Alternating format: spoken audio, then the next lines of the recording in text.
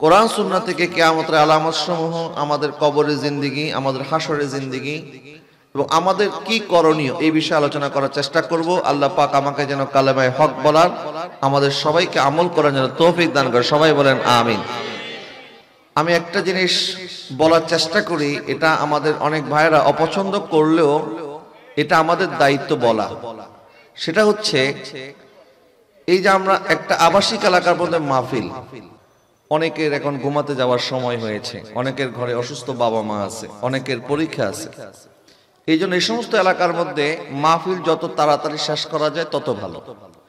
আর যদি মাহফিল করতেই হয় তাহলে এখানে আমি আসার পর জিজ্ঞাসা করলাম আপনার মাইক কয়টা লাগাইছেন? বললো হুজুর 20টা মাইক লাগাইছি। এই ঘন বসতিপূর্ণ এলাকায় 20টা মাইক কোনো প্রয়োজন নাই। কারণ কোন জিনিস কাউকে চাপিয়ে জোর করে শোনানোর কি কোনো দরকার আছে? ইসলামের মধ্যে কি কোনো জবরদস্তি আছে? যারা মাহফিল শোনার, এনারা মাহফিলে অটোমেটিক চলে এসেছেন। যারা মাহফিল ওয়াজ শুনতে চায় তারা এখন আর কেউ ঘরে নেই, সবাই মাহফিলে চলে এসেছে। এখন ঘরে যারা আছে অনেক হয়তো আমাদেরকে গালাগালি করতেছে, বল হুজুরদের কি কোনো কমন সেন্স নাই? রাত 12টা বাজে আমাদের ঘুম ডিস্টার্ব করার জন্য ওয়াজ করতেছে। তো এখন আমি আপনাদের সম্মানকে, আপনাদের এই মাহফিলের প্রতি আপনাদের মহব্বত ভালোবাসাকে সম্মান জানিয়ে বলতেছি যে আমরা এই বিষয়গুলো একটু খেয়াল করব। এবং আমার মাইক অপারেটর ভাইকে বলবো বাইরের মাইকগুলি আপনি সাউন্ড কমায় দেন, একদম লো করে দেন, একদম লো। বন্ধ করার কথা বলতাম যদি আমার ভাইরা কষ্ট না পাইতো, আর যদি বলে দিই বন্ধ করে দেন তাহলে আমার ভাইরা কষ্ট পায়, বলবো হুজুর টাকা খরচ করে লাগাইছি, হুজুর বন্ধ করাই দিছি। যদিও আজকে বৃহস্পতিবার, হ্যাঁ বৃহস্পতিবার ঠিক আছে, কিন্তু অনেক আল্লাহর বুজুর্গ বান্দা এখন ঘুমাচ্ছে, তাহাজ্জুদের জন্য উঠবে। আমার মাহফিলের কারণে তার তাহাজ্জুদের নামাজ মিস হয়ে যাবে, এটার জিম্মাদারি তো আমি নিতে পারবো না। আমার তো প্রয়োজন নেই কাউকে জোর করে ঘুম থেকে জাগিয়ে আমার ওয়াজ শোনানো। যার প্রয়োজন সে এখানে আসবে। এবং লাইভ চলতেছে, আমার মাইকের আওয়াজ যারা শুনতে পাচ্ছেন, অনেক মা বোনেরা হয়তো ওয়াজ শোনার জন্য অপেক্ষায় আছে। আমি ওনাদেরকে বলবো আমাদের যে পেজ থেকে লাইভ হচ্ছে, এই চ্যানেলটার নাম হ্যাঁ দীপ্তি টিভি লিখলে আসবে। দীপ্তি টিভি লিখে আপনি ফেসবুকে সার্চ করেন, এই দীপ্তি টিভির মধ্যে আমাদের প্রোগ্রাম এখন লাইভে যাচ্ছে। আপনারা দীপ্তি টিভি থেকে লাইভে দেখতে পারবেন। আলহামদুলিল্লাহ বলেন না? আপনাদের কষ্ট হচ্ছে বাবা? আল্লাহ পাক বলেছেন লা ইউকাল্লিফুল্লাহু নাফসান ইল্লা উসআহা। আমার বান্দা যেটা পারবে না আমি কোনো জিনিস বান্দাকে চাপায় দেই না। তো আল্লাহ যেখানে রব হয়ে চাপায় দেয় না, আমাদের চাপায় দেওয়ার কি কোনো দরকার আছে? আল্লাহ পাক বলেছেন লা ইকরাহা ফিদ্দিন, দিন নিয়ে কোনো জবরদস্তি নাই।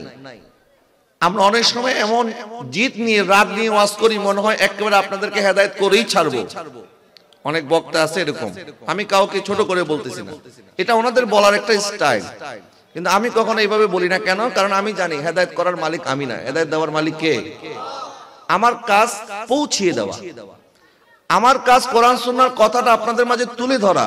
আপনার মন মগজে, আপনার দিলের মধ্যে এই কথাটাকে গেড়ে দেওয়ার দায়িত্ব আমার না, দায়িত্ব কার? আল্লাহ। প্যারে হাজিরিন, আল্লাহ পাক ইরশাদ করছেন যাহারাল ফাসাদু ফিল বাররি ওয়াল বাহরি বিমা কাসাবাত আইদিন নাস। জলে এবং স্থলে যত বিপর্যয় তোমরা দেখো, যত বিপর্যয় হয়, এগুলি সব হচ্ছে তোমাদের হাতের কামাই। এগুলি কি আমাদের হাতের কামাই। অর্থাৎ আমরা নিজেদের পাপের কারণে আল্লাহর বিভিন্ন আযাবের সম্মুখীন হই। আমাদের জলে যে জলোচ্ছ্বাস হয়, যেই সাইক্লোন হয়, যেই ধরনের আমরা দেখি অনেক বাতাস হচ্ছে, এই ধরনের যে বিপর্যয় যেটা জল থেকে তৈরি হয়।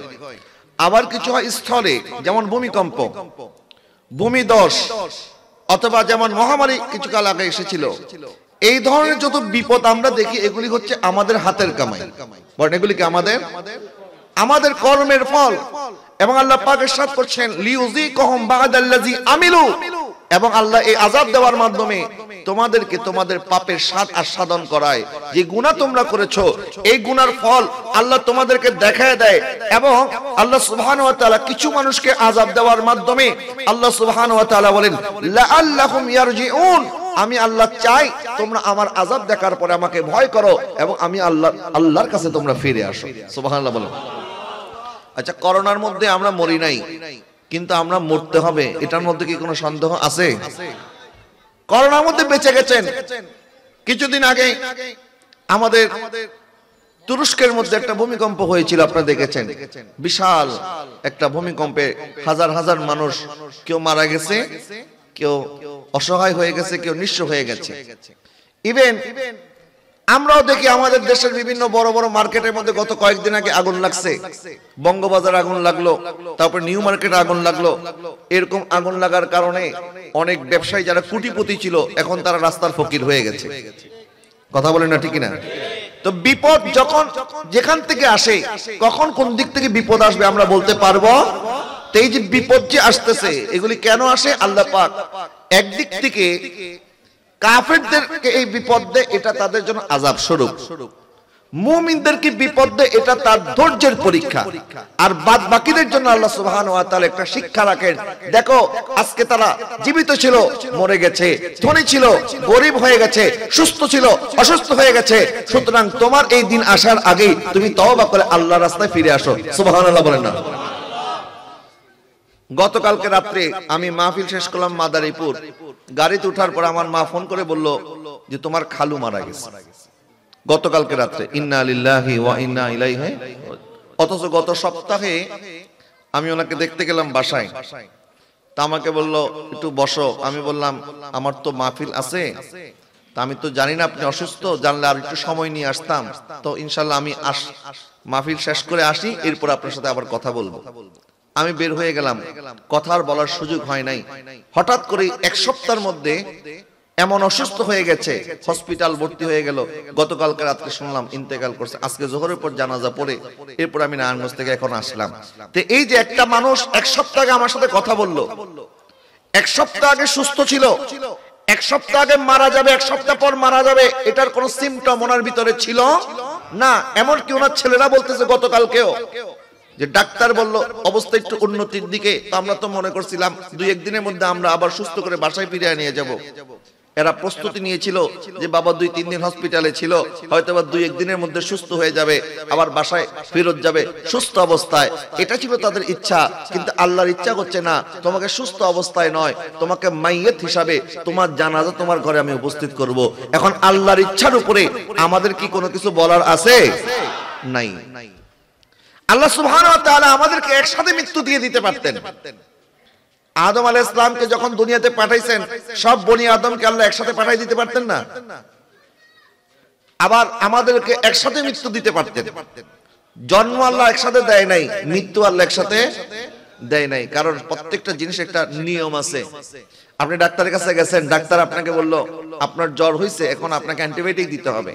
সকালবেলা সিরাপের 1 চামচ খাবেন, দুপুরে 1 চামচ, রাত্রে 1 চামচ, সারাদিন সকাল দুপুর রাত মিলে 3 চামচ খাইবেন। এখন আপনি যদি বলেন ডাক্তার সাহেব 7 দিনের ওষুধ একসাথে দিয়ে দেন, একসাথে খেয়ে ফেলবো, রোগ কি কমবে না বাড়বে?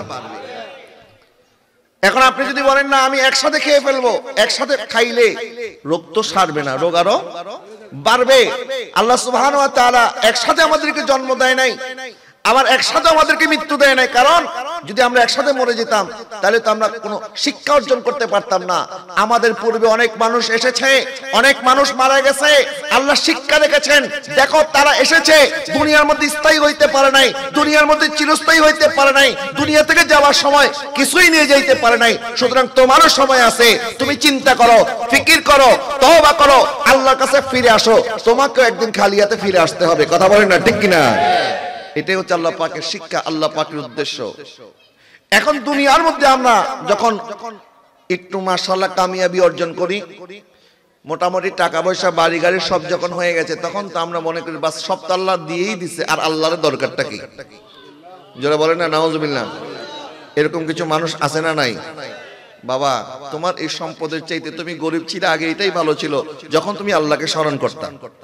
কিন্তু এখন টাকা হওয়ার পরে তুমি আল্লাহকে ভুলে গেছো। তো এই টাকার কোনো মূল্য আছে? একবার বাদশা শাহজাহান রাস্তা দিয়ে যাচ্ছে, রাস্তার মধ্যে মানুষ যখন তাকে দেখতেছে সবাই সেলুট দিচ্ছে, সালাম দিচ্ছে, বাদশা যাচ্ছে। বাদশার একটা শানই তো অন্যরকম। তো রাস্তার মধ্যে এক ফকির, এক দরবেশ গাছের নিচে বসে আছে। এখন বাদশা যে যাচ্ছে, এই ফকিরের কোনো খবরই নাই। এখানে কথা বলিয়েন না, এখানে কোনো যেন কথা না হয়। বাদশাহ দেখতেছে কি রে, আমি যাচ্ছি, সবাই আমাকে দেখে সালাম দিচ্ছে, সবাই দাঁড়ায় যাচ্ছে, সবার ভিতর অন্যরকম একটা ভাব। বাদশাহ যাচ্ছে আর তার ভিতর তো কোনো খবরই নাই। তো বাদশাহ এটা একটু ইনসাল্ট ফিল করলো। ইনসাল্ট ফিল করে বাদশাহ নিজেই তার কাছে গেছে, আচ্ছা ঠিক আছে আমি একটু দরবেশের খবর নিয়ে আসি, দেখি দরবেশের কি অবস্থা। বলে কি ব্যাপার, তুমি কি আমাকে চিনতে পারো নাই? তখন দরবেশ বলতেছে, অবশ্যই তোমাকে চিনতে পেরেছি, তুমি হচ্ছে বাদশাহ শাহজাহান, তুমি মোগল সম্রাট বাদশাহ শাহজাহান। এখন আমি বাদশাহ শাহজাহান, আমাকে দেখার পরে তোমার তো কোনো পরিবর্তন নাই। তো বলতেছে কিসের পরিবর্তন হবে, তুমি আল্লাহর বান্দা, আমিও আল্লাহর বান্দা, পরিবর্তন কি দরকার? এখন বাদশাহ চিন্তা করলো, আরে দরবেশের সাথে বেশি তর্কে যাওয়ার দরকার নাই। তো দরবেশকে জিজ্ঞাসা করে, আচ্ছা বলো তোমার কি অবস্থা, কেমন কাটতেছে দিনকাল?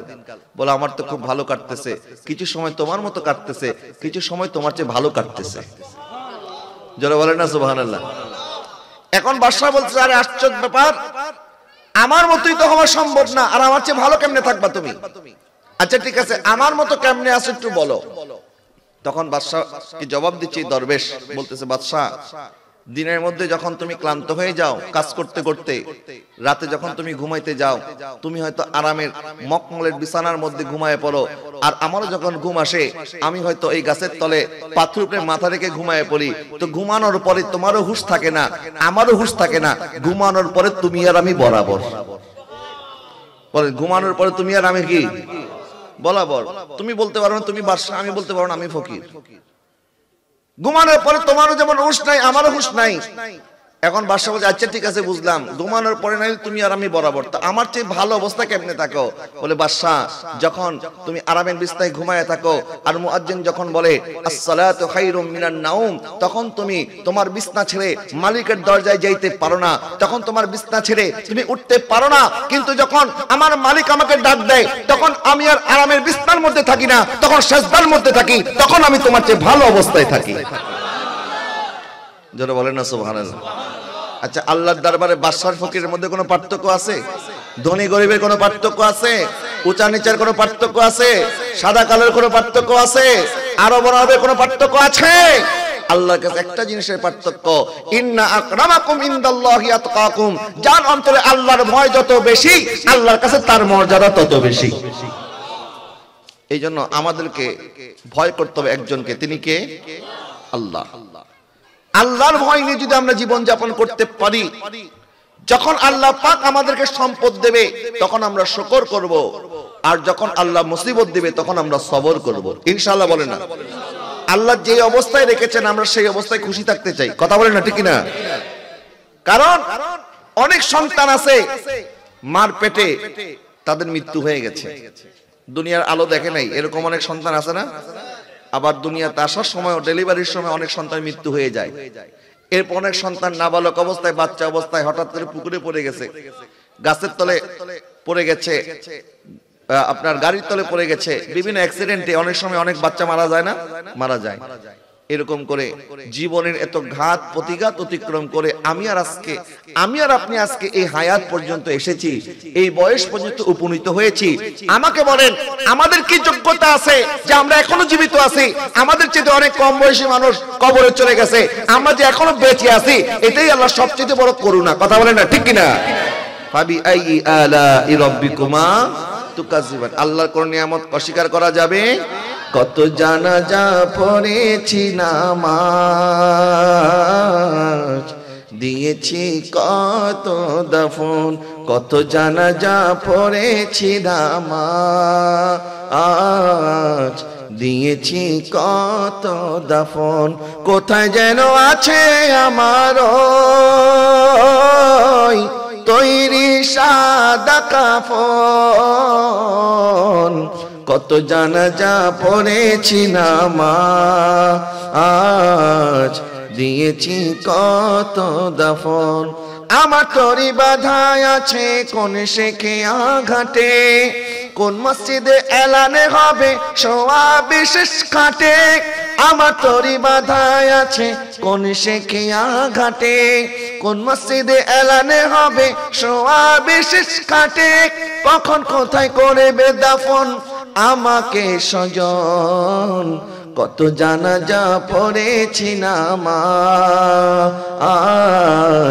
দিয়েছি কত দাফন। আল্লাহ পাক আযাব দেওয়ার মাধ্যমে আমাদেরকে সতর্ক করেন। আমাদেরকে আল্লাহ পাক বলে দেন, বান্দা তাদের উপরে আযাব এসেছে, তুমি এমন কোন ভালো কাজ করো নাই যে আমি আযাব বন্ধ করে রেখেছি, বরং এটা হচ্ছে আমি আল্লাহর করুণা। কথা বলেন না ঠিক কিনা? এটা কি আল্লাহর করুণা। আচ্ছা, আযাব তো দিচ্ছে না আল্লাহ। দেখেন, একজন মানুষ যখন আপনার সাথে নাফরমানি করবে, আপনারটা খাইয়া, আপনারটা পয়রা, আপনার টাকায় চইলা যদি আপনার নাফরমানি কেউ করে, আপনি কি তাকে সহজে ক্ষমা করে দিবেন? দিবেন না। সামান্যতম স্বার্থের সাথে যখন একটু বেশকম হয়ে যায়, বন্ধুর মধ্যে যদি একটু দ্বন্দ্ব হয়ে যায়, তখন ওই বন্ধুটা বলে যে তোর যত গোপন কথা আছে আমি সব ফাঁস করে দিব। কথা বলেন না ঠিক কিনা? দেখেন, আল্লাহ পাক আমাদেরকে তো আযাব দেয় না, বরং আল্লাহ আমাদের গুনাহগুলির উপরে পর্দা দিয়ে দিয়েছেন। যে আমার বান্দা যা গুনাহ করতেছো বান্দা, এটা আমি আল্লাহ প্রকাশ করব না। তুমি আমাকে যতই নাখুশ করো, যতই আমি আল্লাহর নাফরমানি করো না কেন, এমন কি আমরা মারা যাওয়ার পরেও আমাদের কপালের মধ্যে আল্লাহ লেখা উঠে না যে এই লোকটা জাহান্নামে যাবে, এই লোকটা নাফরমান ছিল, এই লোকটা বেনামাজি ছিল, এই লোকটা গতকালকে রাতে জিনা করেছে, এই লোকটা মদ খেয়েছে। বরং একজন মানুষ ইমানদার ব্যক্তি মারা যাওয়ার সাথে সাথে তার চারটা হক সামনে চলে আসে। এর মধ্যে এক নম্বর হক হচ্ছে তার জন্য সুন্দর করে গোসল করে তার কাফন দাফনের ব্যবস্থা করা। সুবহানাল্লাহ বলেন না? বান্দা এত বছর মসজিদের বারান্দায় আসে নাই, আল্লাহ পাক বলে সে আসে নাই তো কি হয়েছে, আমি তাকে বঞ্চিত করব না। তাকে তোমরা দুলহা বানাইয়া চারজনে কাঁধে বহন করে আমার ঘর মসজিদের বারান্দায় নিয়ে আসো। দেখেন আল্লাহ পাক আমাদেরকে কি প্রটোকল দিয়েছেন।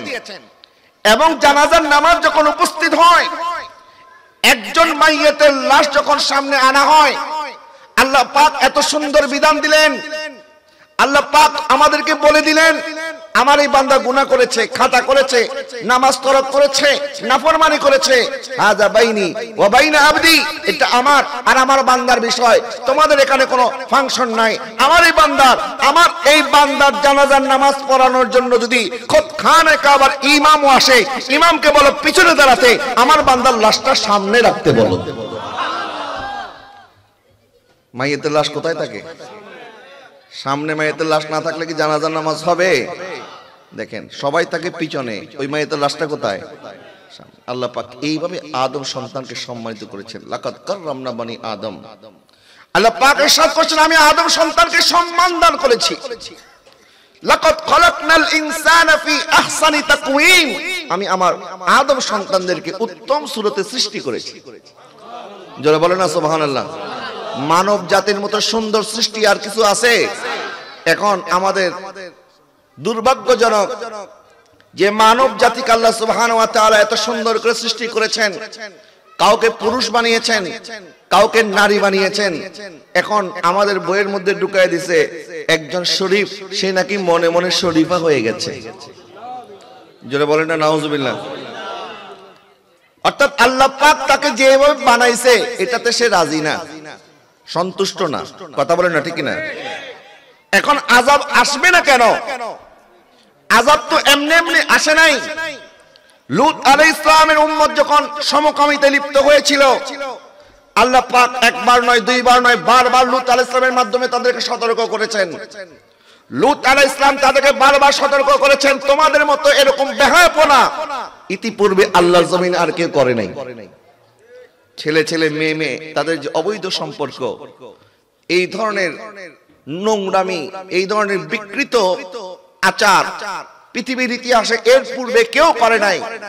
তারা এমন ভাবে এটাতে আসক্ত হয়ে গিয়েছিল, আল্লাহ বারবার সতর্ক করার পরেও তারা যখন এখান থেকে বের হতে পারে নাই, আল্লাহ পাক লূত আলাইহিস সালামকে বললেন, লূত আলাইহিস সালাম আপনি এখান থেকে বেরিয়ে যান, এই সম্প্রদায়ের উপরে আযাব অতি সন্নিকটে, এবং আপনি যখন যাবেন তখন পিছনে ফিরে তাকাইবেন না। তখন লূত আলাইহিস সালাম যখন যাচ্ছিল, ওনার স্ত্রীও কিন্তু এই সমকামিতায় আসক্ত ছিল, ওনার স্ত্রী এই সমকামিতাকে সাপোর্ট করত।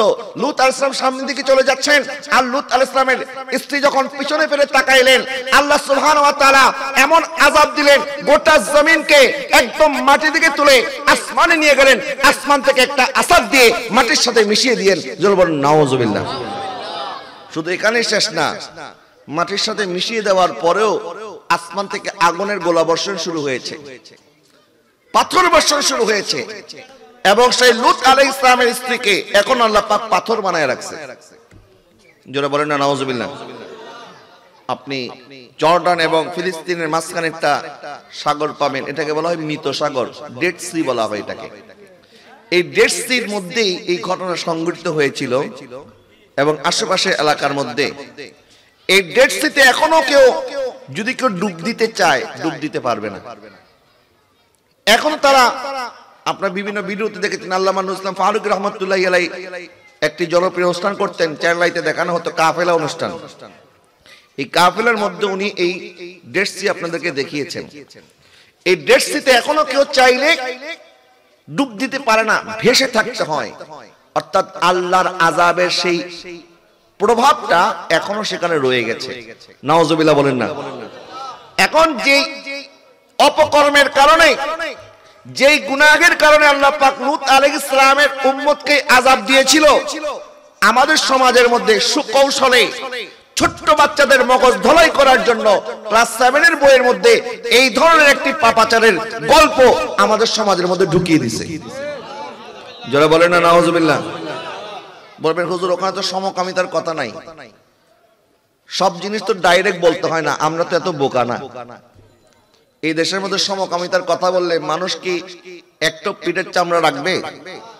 মানুষ তো পিঠের চামড়া তুলে ফেলবে। এরা জানে ডাইরেক্ট সমকামিতার কথা বললে এই দেশে ভাত পাওয়া যাবে না। এই জন্য তার গল্পের ছলে বলে, একটা ছেলে তার নাম শরীফ, ঘুম থেকে ওঠার পরে বলতেছে আমি আজকে থেকে মনে মনে শরীফা। ধরে বলে না নাউজুবিল্লাহ। আচ্ছা, তার একটা দৈহিক আকৃতি আছে না, তার একটা নির্দিষ্ট জেন্ডার আছে না, একটা পরিচয় আছে না, তার যে প্রাইভেট পার্ট এটা তো পরিবর্তন হয় নাই, তার শারীরিক গঠন পরিবর্তন হয় নাই, তার কিছুই পরিবর্তন হয় নাই, তো সে মনে মনে মেয়ে কেমনে হইল? একটা ছেলে যখন তার শারীরিক গঠন ছেলের মতো, সুতরাং সে ছেলে বলে, সুতরাং কি সে? আর একটা মেয়ে যখন শারীরিক গঠনগতভাবে সে মেয়ে, আল্লাহ পাক তাকে মেয়ে হিসেবে দুনিয়াতে পাঠিয়েছে, তখন কি সে মেয়ে। এখন এই যে শরীফ থেকে শরীফা হয়ে গেছে, এখন সে ছেলে, কিন্তু সে নিজেকে কি বলতেছে? আমি একজন মেয়ে। এখন এই মেয়েটাকে যদি বিবাহ দিতে হয়, পরবর্তীতে কার সাথে দিতে হবে? ছেলের সাথে দিতে হবে না? কার সাথে দিবে? ছেলের সাথে বিবাহ দিবে। তো ছেলের সাথে যখন বিবাহ দিয়েছে, আসলে শরীফা এটা তো মেয়ে না, এটা তো ছেলে। এখন কি মেয়ের সাথে ছেলের বিবাহ হয়েছে না ছেলের সাথে ছেলের বিবাহ হয়েছে? ঠিক একইভাবে একজন মেয়ে বলতেছে আমি তো মেয়ে, কিন্তু আমি মনে মনে ছেলে। নাউজুবিল্লাহ বলেন না। এখন সে যখন মনে মনে ছেলে, তার শারীরিক গঠন মেয়ে, সবকিছু মেয়ে, মনে মনে সে ছেলে।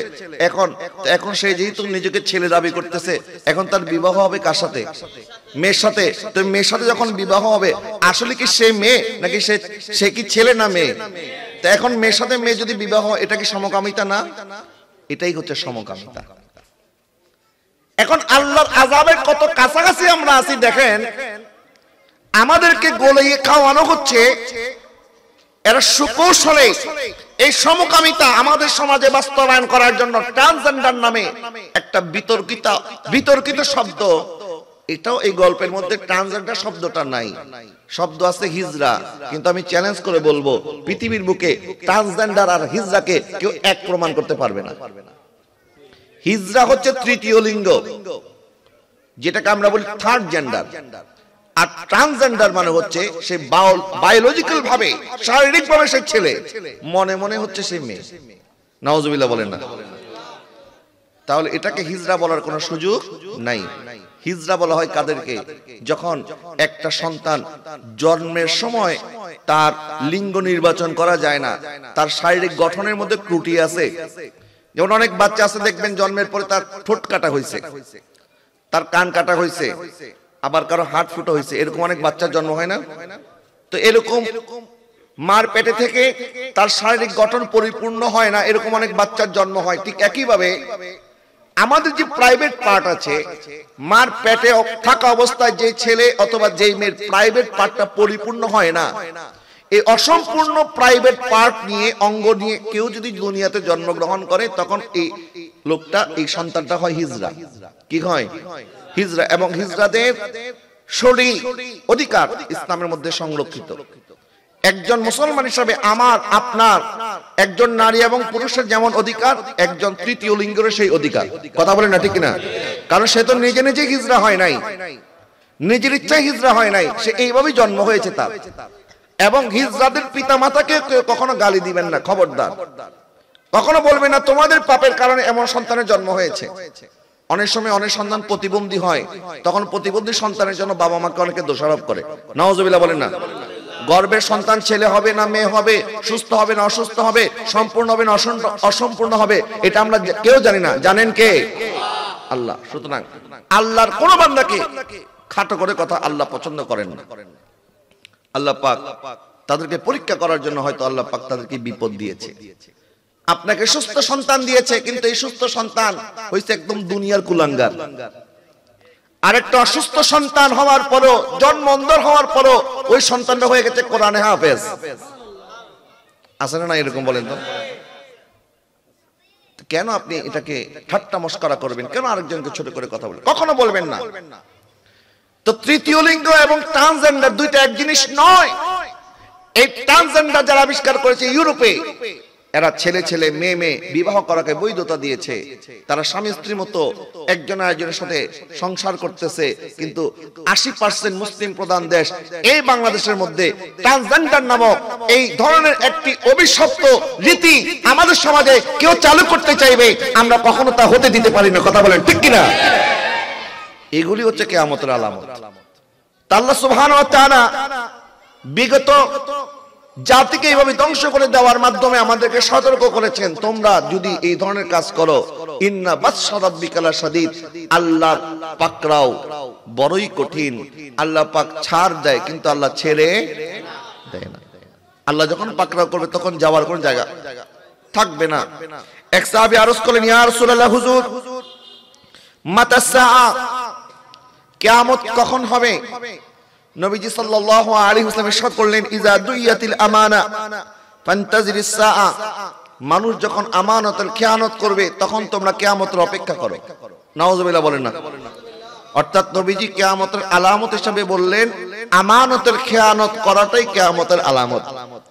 এখন বর্তমান সময়ের মধ্যে আপনি দেখেন, আমানত এটা যে একটি মূল্যবান জিনিস, এটা মুসলমানদের একটি পরিচয়, মুসলমানদের আমানতদার হতে হবে, এটা আমরা অনেকে মনে করি না। কথা বলেন না, ঠিক না? কোন জায়গার মধ্যে আপনি আমানত পাবেন না। নবী যে ইরশাদ করেছেন, একজন মানুষকে যদি তোমার চিনতে হয় তাহলে দুইটা কাজ করো। এক, তার সাথে লেনদেন করো। দুই, তার সাথে সফর করো। কয়টা কাজ? এই দুইটা কাজের মাধ্যমে মানুষ চেনা যায়। এক, টাকা দিলে চেনা যায়। আরেক, তার সাথে সফর করলে চেনা যায়। মানুষ অনেক ভালো দেখতে, অনেক মুত্তাকি লাগে, মনে হয় 5 ওয়াক্ত নামাজ পড়ে, 1 ওয়াক্ত নামাজ কাজা করে না, কিন্তু মানুষের টাকা মেরে মেরে খায়। এই ধরনের মানুষ আমাদের দেশে আছে না নাই? তো তুমি লেবাসদারি মুসলমান হয়ে কি লাভ? নবীজির কাছে প্রশ্ন করেছি, আসলে হুজুর, মুসলমানরা কি কখনো ভীতু হতে পারে? নবী বলেন, না, মুসলমান তো হবে বীর বাহাদুর। মুসলমান কখনো ভীতু হতে পারে না। হ্যাঁ, তবে কখনো কখনো মুসলমান ভীতু হয়ে যায়। যেমন একটা ছেলে নওজোয়ান আছে, এখন ডাক দিলে জিহাদের ময়দানে চলে আসতেছে, ডাক দিলে সুন্নিয়তের কাজে কামে সব জায়গায় আপনি পাচ্ছেন, কিন্তু সে যখন আবার বিবাহ করে ফেলে, বিবাহ করার পরে এখন তার বউ বলে, আগে তো আমি ছিলাম না, এখন তো আমি আছি, তা আমার রেখে কোথায় যাও? তখন তার অন্তরের মধ্যে তার বিবি একটা ভয় তৈরি করে দেয়। আবার যখন সন্তান হয়ে যায় তখন সন্তানের চিন্তা করে, আগে তো আমার সন্তান ছিল না, এখন তো সন্তানকে সময় দিতে হবে। আমি যখন বাইরে বাইরে এত কাজ করি, আমার যদি একটা ক্ষতি হয়ে যায়, আমি যদি মরে যাই, আমার সন্তানকে দেখবে কে? আমার উম্মত কখনো ভীতু হতে পারে না, তবে হতে পারে কখনো কখনো সে পরিবারের চিন্তায় ভীতু হয়েও যেতে পারে। এরপর নবীজিকে প্রশ্ন করেছি, ইয়া রাসূলুল্লাহ, হুজুর, মুসলমান কি কখনো বকিল হতে পারে? নবী বললেন, না, মুসলমান কখনো বকিল হতে পারে না। মুসলমান হবে সখী, মুসলমান হবে উদার, মুসলমান কখনো কৃপণ হতে পারে না। তবে এমন হতে পারে একটি সময় বিয়ে শাদী করে নাই, তখন ইচ্ছা মতো দান করতো। বিয়ে শাদী করার পরে এখন দান একটু কমায় কমায় করে, কেন? পরিবারের চিন্তায়। মুসলমান সখী হবে, মুসলমান উদার হবে, কিন্তু কখনো কখনো পরিবারের চিন্তায় কৃপণ হয়ে যেতে পারে।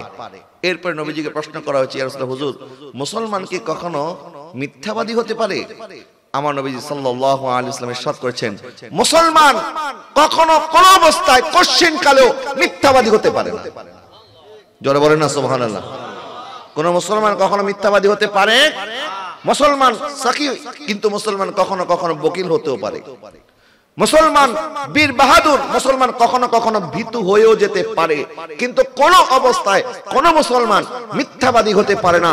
মিথ্যাবাদী এই জিনিসটা মুসলমানদের সাথে যায় না। যে ব্যক্তি মিথ্যা কথা বলবে সে নবীর উম্মত দাবি করতে পারে না। কথা বলে না, ঠিক কিনা? কিন্তু আজকে মিথ্যার নাইটা কোথায় আমাকে বলেন? বলে হুজুর সত্য কথা বললে তো চাকরি থাকবে না। বলে সত্য কথা বললে হুজুর আমার দোকানে কাস্টমার আসবে না। বলে হুজুর সত্য কথা বললে আমার দোকানে মাল বিক্রি হবে না, কারণ সবাই মিথ্যা কথা বলে। আজকে আমি আস্তে আস্তে একটা নিউজ দেখলাম, কোন ডিবিসি নিউজ না কোন চ্যানেল একটা নিউজ করেছে, তারা ঢাকায় একটা লোক, সে গরুর গোশত বিক্রি করে। গরুর গোশতের দাম হচ্ছে 580 টাকা, কখনো 500, কখনো 550, 580। আর এখানে আপনার গোশত যখন কিনেন কত করে কিনেন? 700, 800 এরকম না, এরকম। এখন ওই লোকটা বলতেছে যে আমার এই ছোট্ট একটা দোকান, আমি দেখলাম ভিডিওর মধ্যে, আমি দেখতেছি ছোট্ট একটা দোকান, বলে এই দোকানের মধ্যে এতগুলি গরুর গোশত বিক্রি করার ক্যাপাবিলিটি আমার নাই। এই জন্য পাশে আমি দেখলাম সে 8টা 10টা গরু সেখানে রেডি করে রেখেছে। বলে আমি যখন সত্যিকার অর্থে 550, 580 টাকা দরে যখন আমি একদম সলিড মাংস বিক্রি করতেছি, এখন আমার মাংস কেনার জন্য দূর দূর থেকে, উত্তরবঙ্গ, দক্ষিণবঙ্গ থেকে পর্যন্ত কাস্টমার আসতেছে। তার রিজিক দেওয়ার মালিক কে? যখন আপনি হালাল ভাবে ব্যবসা করবেন, আমানতদারিতার সাথে ব্যবসা করবেন, আপনার ব্যবসার সুনাম আল্লাহ নিজে ছড়িয়ে দিবেন। আপনাকে পাবলিসিটি করতে হবে না, আপনাকে বলতে হবে না। আপনি শুধু আমানতদারিতার সাথে ব্যবসা করেন, সত্য কথা বলার মাধ্যমে ব্যবসা করেন। আল্লাহ পাক ইরশাদ করছেন, ওয়া মান ইয়াত্তাকিল্লাহা ইয়াজআল লাহু মাখরাজা ওয়া ইয়ারযুকহু মিন হাইসু লা ইয়াহতাসিব। যে আল্লাহকে ভয় করে আল্লাহ নিজে তার জন্য রাস্তা করে দেয়, এবং আল্লাহ পাক এমন জায়গা থেকে রিজিকের ব্যবস্থা করবে যেটার কল্পনাও আমরা করতে পারবো না। সুবহানাল্লাহ বলেন না? তাহলে যেখানে আল্লাহ সুবহানাহু ওয়া তাআলা, একটু দুরূদ পড়ুন, আল্লাহুম্মা সাল্লি আলা, ভাইজান ভাই মাহফিলে ভাই, জি জি, সাইয়্যিদিনা মাওলানা মুহাম্মদ, আল্লাহ সাইয়্যিদিনা মাওলানা মুহাম্মদ ওয়া আলা আলিহি।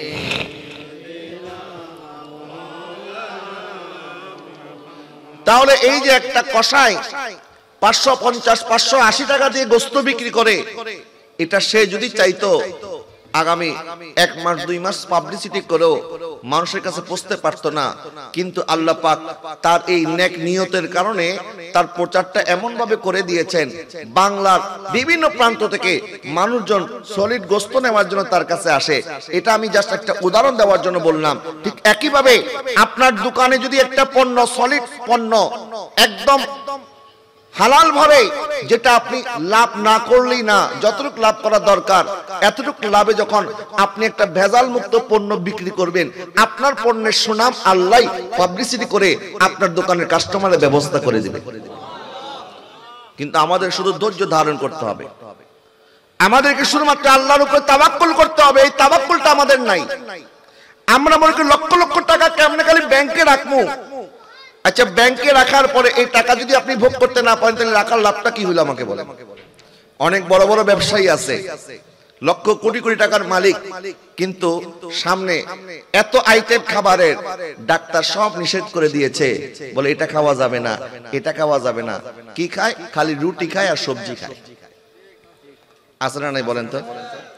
বাবা এরকম অনেক আমরা দেখেছি, অনেক। কয়েকটা উদাহরণ আপনাদেরকে বলবো। এই যে আল্লাহ পাকের দেওয়ার নিয়ামত রিজিক, এই রিজিক এখন আপনি সুস্থ আছেন, যা খুশি তা খেতে পারতেছেন, আপনার কাছে হয়তো টাকা নাই, যতটুকু খাবার দরকার ততটুকু খাবার আপনার কেনার ব্যবস্থা হয়ে গেছে। আপনি হয়তো 1 কেজি জায়গায় একটা আপেল কিনতে পারার সামর্থ্য আল্লাহ আপনাকে দিছে। মন চাইছে আপেল খাইতে পারতেছেন, মন চাইছে কমলা খাইতে পারতেছেন, কিন্তু আপনার কাছে একটা দুইটা আপেল না, গোটা একটা কার্টুন, একটা কন্টেনার কেনার মতো পয়সা আল্লাহ আপনাকে দিছে, কিন্তু খাওয়ার মতো তৌফিক দেয় নাই। তাহলে কন্টেনারের মালিক হলে লাভটা কি হয়েছে? কথা বলেন না, ঠিক না? তো যতটুকু আল্লাহ পাক আপনাকে রেখেছেন এতটুকু আপনি নিজে ভোগ করতে পারবেন কিনা এটা আগে দেখেন। আমি যদি আপনাকে এক পুরা বিশাল একটা ডেকের সামনে বসায় দিয়ে বলি যে আপনি এই ডেকটা খাইয়া শেষ করেন, আপনি বলবেন হুজুর আমি কি পাগলে পাইছি নি আমারে, আমি এক ডেক কেমনে শেষ করবো? আমি নাইলে 1 প্লেট 2 প্লেট, বড় থেকে বেশি হইলে 3 প্লেট খাইতে পারবো, এর চেয়ে বেশি তো খাওয়ার আর আমার সুযোগ নাই। তাহলে আমি সকাল থেকে রাত পর্যন্ত আমি যদি হিসাব করি আমার খাবারের পিছনে কয় টাকা ব্যয় হয়, আমি সকালবেলা 2টা রুটি, দুপুরবেলা 1 প্লেট ভাত, রাত্রেবেলা 1 প্লেট ভাত, আমাদের 500-600 টাকা হলে একটা মাসের দৈনিক খাবারের খরচ উঠে যায়। এটার জন্য তো মানুষের মাথায় বাড়ি দিতে হয় না, এটার জন্য তো মিথ্যা কথা বলে পণ্য বিক্রি করার কোনো প্রয়োজন নাই, এটার মধ্যে তো খাবারে ভেজাল দেওয়ার জন্য কোনো প্রতিযোগিতা করার দরকার নাই। কথা বলে না, ঠিক কিনা? কিন্তু আমরা খাবারের মধ্যে ভেজাল দেওয়ার মধ্যে বাংলাদেশ চ্যাম্পিয়ন, পণ্যে ভেজাল দেওয়ার মধ্যে আমরা চ্যাম্পিয়ন। আবার সব এখন চলে গেছে ইস্তেমায়, বলে আমরা জীবনে যা গুনাহ করছি একেবারে সব একদিনে মাফ করাই ফেলবো। আছে না এরকম? বাংলাদেশের মতো টুপিওয়ালা, জুব্বাওয়ালা, পাগড়িওয়ালা আপনি আরব দেশও পাবেন না। কিন্তু আমরা এবার দুর্নীতির মধ্যে চ্যাম্পিয়ন। কথা বলে না, ঠিক না? অফিসের মধ্যে বসে আছে দাড়ি টুপি, এমন ভাবে মনে হয় তার চেয়ে বড় হুজুর আর কেউ নাই, কিন্তু হুজুরে টেবিলের উপর থেকে টাকা নেয় না, টেবিলের নিচে দিয়ে নাই।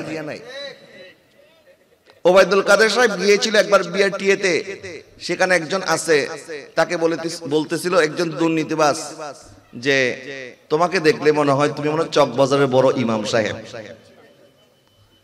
কিন্তু তোমার মতো দুর্নীতিবাজ আমি তো আর দেখি নাই। সে বলতেছে তো এখন আমাদের দেশ আগায় না কেন?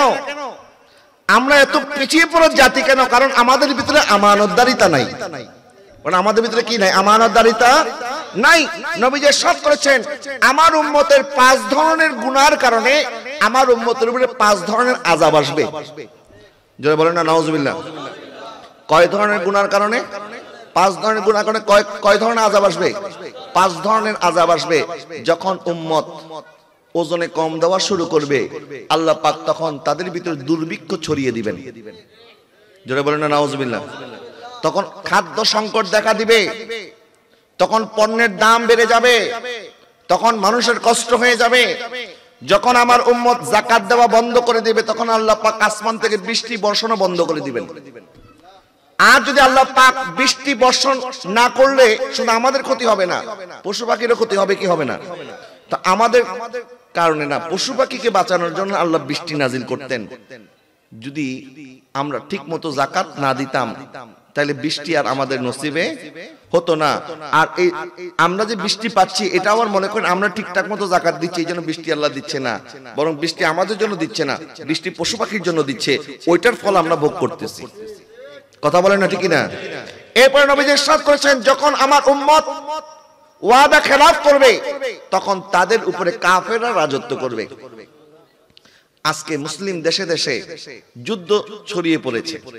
ইয়ামানের মধ্যে যুদ্ধ, সিরিয়ার মধ্যে যুদ্ধ, আফগানিস্তানের মধ্যে প্রায় 20 বছর উপরে যুদ্ধ চলেছে, লিবিয়ার মধ্যে শান্তি নাই, ইরাকের মধ্যে শান্তি নাই, বিভিন্ন দেশে মুসলিম দেশগুলির মধ্যে মারামারি কাটাকাটি লেগেই আছে। কেন? কারণ মুসলমান যারা নীতি নির্ধারণের, মুসলমান যারা রাষ্ট্রপ্রধান আছে, এই সবগুলি হচ্ছে মুসলমানদের সাথে আমানতের খেয়ানতকারী। তারা মুখে বলে একটা, কাজে করে আরেকটা। কথা বলেন না, ঠিক কিনা? এবং আমাদের দেশের প্রধানমন্ত্রী উনি একটি সাহসী ভূমিকা রেখেছিলেন, এটার জন্য আমি ওনাকে সাধুবাদ জানাই। যে ফিলিস্তিনের পক্ষে যখন মুসলিম প্রধান দেশের নেতারা কুলুপ এঁটে বসেছিল, তখন আমাদের প্রধানমন্ত্রী ফিলিস্তিনের পক্ষে কথা বলেছেন। কথা বলেন না, ঠিক কিনা? কিন্তু আমাদের প্রধানমন্ত্রী কথা বললেন ফিলিস্তিনের পক্ষে, আর নবম শ্রেণীতে একটি বইয়ের মধ্যে আমি দেখলাম সেখানে মানচিত্র আঁকা হয়েছে, সেই মানচিত্রের মধ্যে ইসরায়েল নামক অবৈধ রাষ্ট্রের নাম আছে, ফিলিস্তিন নামক বৈধ রাষ্ট্রের নাম মুছে দিয়েছে তারা। যেটা বলেন না নাউজুবিল্লাহ। দেখেন ক্লাস 9 এর ওই বইটা আপনি খুলেন, এই মানচিত্রের মধ্যে ইসরায়েল নামক এই অবৈধ রাষ্ট্র, আমাদের দেশ কি ইসরায়েলকে স্বীকৃতি দিয়েছে? আমাদের দেশ ইসরায়েলকে রাষ্ট্র হিসাবে কখনো স্বীকার করে নাই। বঙ্গবন্ধু শেখ মুজিবুর রহমান উনি বলেছেন ইসরায়েল নামক কোন রাষ্ট্র আমরা স্বীকৃতি দেই নাই, আমরা স্বীকৃতি দিয়েছি ফিলিস্তিন নামক রাষ্ট্রকে। কথা বলেন না ঠিক না?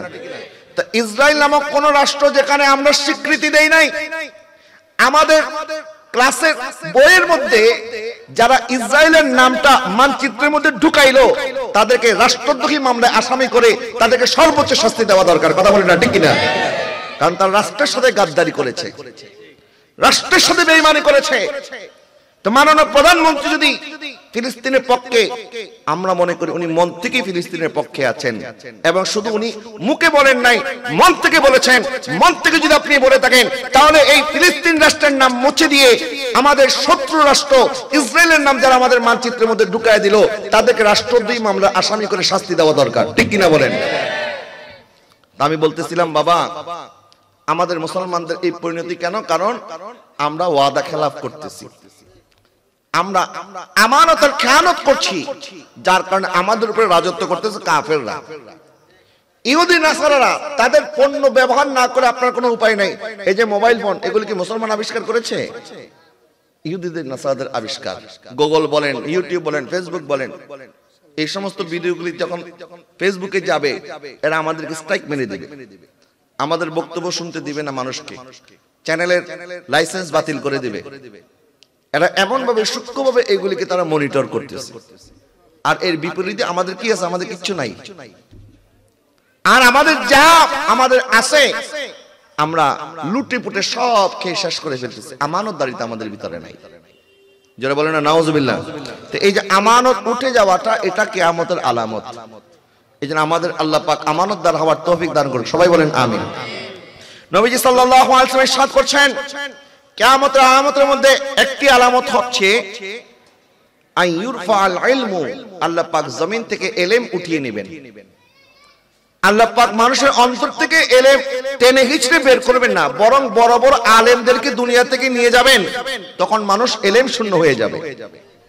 যেমন ইমাম আহলে সুন্নাত আল্লামা নুরুল ইসলাম হাশিমি রাহমাতুল্লাহি আলাইহির ইন্তেকালের পরে আর নতুন কোন হাশিমি এসেছে? খতিবে বাঙ্গাল জালালউদ্দিন আল কাদরির পরে নতুন কোন খতিবে বাঙ্গাল এসেছে? শেরে মিল্লাত ওবায়দুল হক নইমি মারা যাওয়ার পরে নতুন কোন শেরে মিল্লাত এসেছে? আসে নাই। যারা চলে যাচ্ছেন তার কোনো বিকল্প হচ্ছে না, বিকল্প তৈরি হচ্ছে না। আজকে এত বছর হয়ে গেছে একজন ইমাম গাজ্জালি আসে নাই, এত বছর হয়ে গেছে একজন ইমাম সৈয়দী আসে নাই, এত বছর হয়ে গেছে একজন আলা হযরত আসে নাই। তাহলে যারা একবার চলে যাচ্ছে তারা আর আসতেছে না, বোঝা যাচ্ছে আল্লাহ পাক তাদেরকে উঠিয়ে নিচ্ছেন আর আমাদেরকে কিয়ামতের দিকে আস্তে আস্তে ঠেলে দিচ্ছেন। কথা বলেন না ঠিক না? এরপর আল্লাহ পাক আরো কয়েকটি আলামত দেখাবেন। ওয়ায়াকসুরাজ জাহাল, জাহেল বেড়ে যাবে, মূর্খ লোক বেড়ে যাবে। আর মূর্খরা হবে সমাজপতি, মূর্খরা হবে নেতা। মূর্খদেরকে মানুষ দাওয়াত করবে, বড় হুজুর মনে করবে, আর তাদের কাছ থেকে যখন ফতোয়া জানতে চাইবে তখন তারা নিজেরা উল্টা পাল্টা ফতোয়া দিয়ে নিজেও গোমরা হবে, জাতিকেও গোমরা করবে। কথা বলেন না ঠিক কিনা? এরকম কিছু আলামত ইতিমধ্যে প্রকাশ পেয়েছে। এরপরে ওয়ায়াকসুরাজ জিনা, নবী ইরশাদ করছেন জিনা ব্যভিচার বেড়ে যাবে। নাউজুবিল্লাহ বলেন না। সামনে আসতেছে জিনা ব্যভিচারের মহা উৎসব 14ই ফেব্রুয়ারি আসতেছে না? এই ফেব্রুয়ারির 1 তারিখ থেকে শুরু হয়ে গেছে তাদের কুকর্ম, মানে অপেক্ষা, কাউন্টডাউন 14ই ফেব্রুয়ারি কখন আসবে আর কখন তারা তাদের এই মনের কুবাসনা তারা করবে। নাউজুবিল্লাহ বলেন না।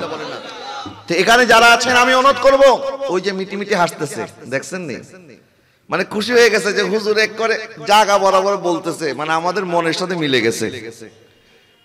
আমি অনুরোধ করব আমার যুবক ভাইদেরকে, যদি আপনাদের সামর্থ্য থাকে যদি আপনার উপযুক্ত বয়স হয় এবং কামাই রুজি রোজগার মোটামুটি করা শুরু করেছেন, তাহলে দেরি করবেন না।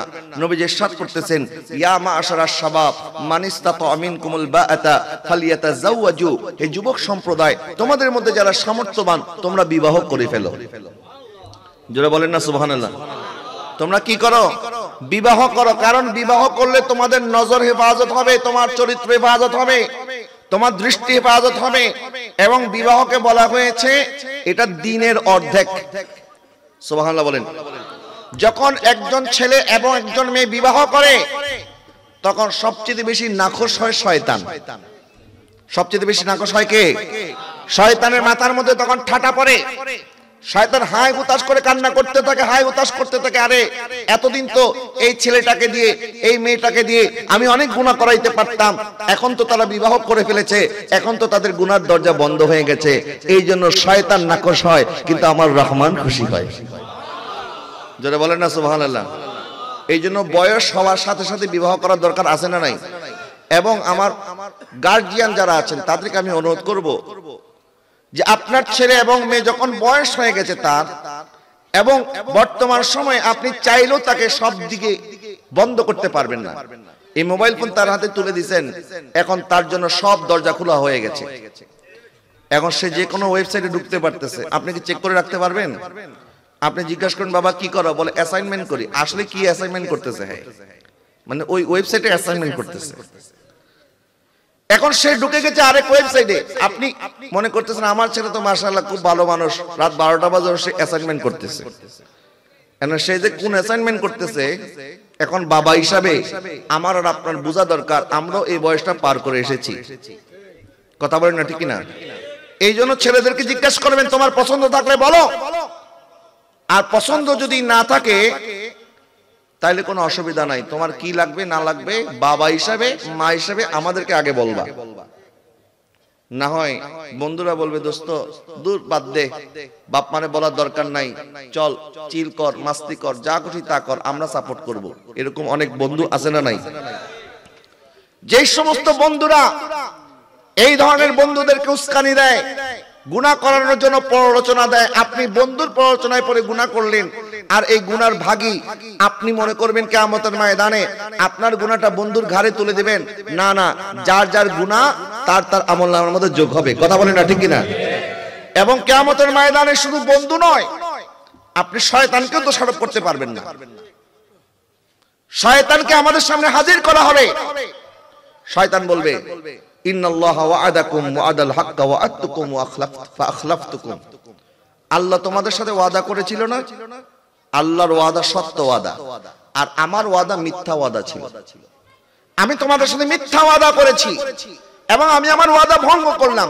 ফালা তালুমুনি ওয়ালুমু আনফুসাকুম। আমি তো তোমাদেরকে দাওয়াত দিয়েছিলাম, গুনাহ তো আমি করি নাই, গুনাহ তুমি করেছো, শুধু আমাকে দায়ী করো না, তুমি নিজেকে দায়ী করো। যারা বলেন না নাউজুবিল্লাহ। শয়তানও আমাদের গুনার ভাগ নিবে না সেদিন, আমাদের গুনার ভাগ আমাদেরকে নিতে হবে। এই জন্য তরুণ তরুণীদেরকে যদি গুনাহ থেকে বাঁচাইতে হয় তাহলে বিবাহকে সহজ করে দিতে হবে। আজকে একটা ছেলে সে চায় হালাল ভাবে বিবাহ করবে, কিন্তু মেয়ে পক্ষ বলে 10 লক্ষ 20 লক্ষ টাকা দেনমোহর না দিলে আমার মেয়েকে বিবাহ দিব না। আছে না না এরকম? এখন ছেলে পক্ষ বলে আমার বাপ তোমার মেয়ের জন্য যদি 10 লক্ষ টাকা দেনমোহরের ব্যবস্থা করতে হয়, আমার মাথার উপরে যদি 10 লক্ষ টাকার দেনমোহরের বোঝা তুমি চাপায়া দাও, তাহলে আমিও কম যাবো কেন? আমাকে 10 লক্ষ টাকা যৌতুক দিতে হবে। এখন এই দেনমোহর আর যৌতুকের মাঝখানে রয়ে গেছে এই ছেলে আর মেয়ের ভবিষ্যৎ। এখন তারা চিন্তা করে যে আমার 10 লক্ষ টাকা দেনমোহর দেওয়ার ক্ষমতা নাই, আর মেয়ে বলে আমারও 10 লক্ষ টাকা যৌতুক দেওয়ার ক্ষমতা নাই, তো কি করব? বলে চলো পার্কে চলে যাই। যখন সমাজের মধ্যে বিবাহ কঠিন হবে তখন জেনা করা সহজ হয়ে যাবে। কথা বলেন না, ঠিক না? এই জন্য বিবাহকে সহজ করা দরকার আছে না নাই? মসজিদের মধ্যে খেজুর বিতরণ করে সুন্নত মোতাবেক বিবাহ করিয়ে দিবেন সন্তানদেরকে। এবং আমি অবাক হয়ে যাই, বিশেষ করে চট্টগ্রামের মধ্যে এই রেওয়াজটা বেশি, যে 10 লাখ 20 লাখ টাকা লেখে দেনমোহরের মধ্যে। তা আমি ওই দিন একটা বিবাহ পড়াচ্ছিলাম, আমি জিজ্ঞেস করলাম দেনমোহর কত? মোটা অঙ্কের একটা দেনমোহর বলল। বলে উসুল কত? বলে 1 টাকাও না। উসুল কত? 1 টাকাও না, এটা উসুল কেমনে হয়?